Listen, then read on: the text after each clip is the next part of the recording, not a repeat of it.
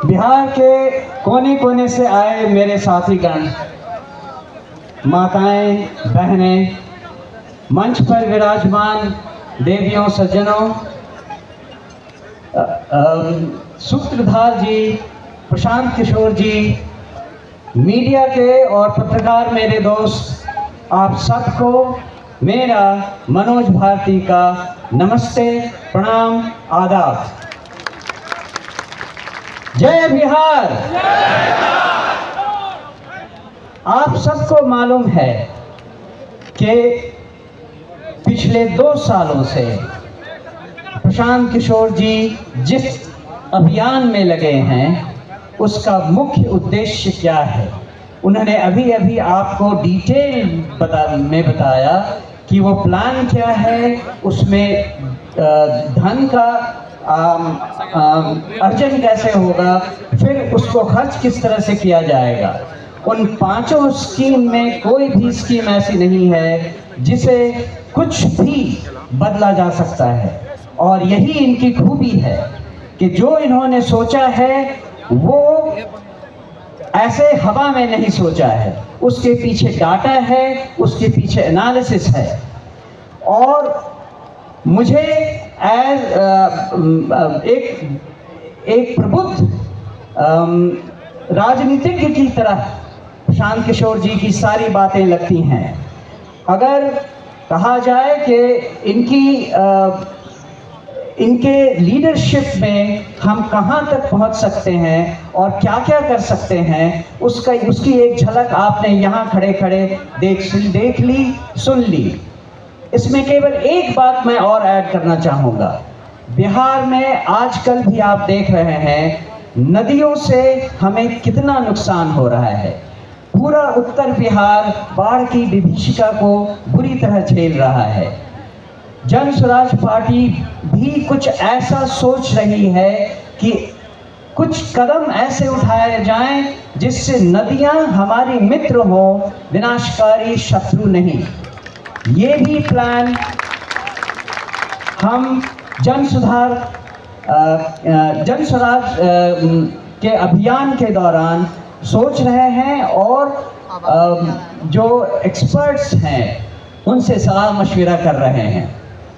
आपने ये भी सुना कि मैं नेतरहाट स्कूल से पढ़ चुका हूँ। नेतरहाट स्कूल की एक अपनी गरिमा है, और वो है कि हम वहाँ सब कुछ खुद अपने आप करते हैं।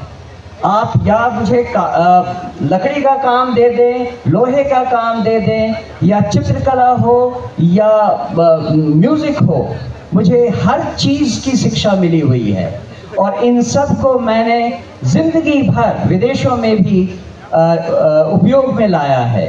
दूसरी बात, आप बिहारी को बिहार से अलग कर सकते हैं, लेकिन बिहार को बिहारी के दिमाग से नहीं अलग कर सकते हैं। तो दुनिया में मैं जहाँ जहाँ रहा हूँ, बिहार मेरे साथ रहा है। उसके कुछ उदाहरण ये हैं कि विदेशों में नेताओं को या डिप्लोमेट्स को, राजनयिकों को तोहफे देने की परंपरा रहती है, और मैं हमेशा ही मधुबनी पेंटिंग तोहफे में विदेशी नेताओं को देता रहा हूँ। अगर हमारे यहाँ कोई भी विदेशी नेता खाने पर आता है तो वो सिलाव का खाजा खाता है, और इसी तरह से भागलपुर का सिल्क और कपड़ा, वो भी हमारी अपनी पहचान बनकर हमारे साथ चली है। ये तो एक उदाहरण है कि नेतरहाट ने हमें क्या सिखाया है, इस बिहार की धरती ने हमें क्या दिया है। लेकिन जो हम करना चाहते हैं, जो आप सब सारी बिहार की जनता को समझाना चाहते हैं, वो एक महती कार्य है।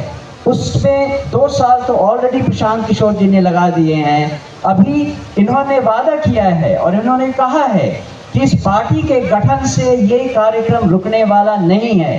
ये कार्यक्रम तब तक चलता रहेगा जब तक बिहार देश के 10 अग्रणी राज्यों में नहीं शामिल हो जाता। तो ये एक, जैसा मैंने कहा, बहुत बड़ा काम है, लेकिन जैसा हमारे राष्ट्र कवि बिहार से ही आए हुए रामधारी सिंह दिनकर जी ने कहा है, खम ठोक ठोकता है जब नर, पर्वत के जाते पांव उखड़, मानव जब जोर लगाता है पत्थर पानी बन जाता है। तो जन स्वराज के अभियान के इस स्तर पे जो रिस्पॉन्सिबिलिटी, जो जिम्मेदारी मुझे दी गई है, मैं आपको आश्वस्त करता हूँ कि मैं उसे पूरी लगन, ईमानदारी, कर्मठता से निभाऊंगा और अपने पूरे कार्यकाल में, जो कि छोटा है लेकिन विवेकपूर्ण ढंग से निर्णयों के साथ उस राह पे चलूंगा।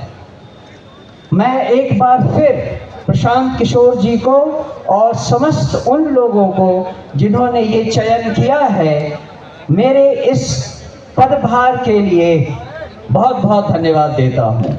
जय बिहार।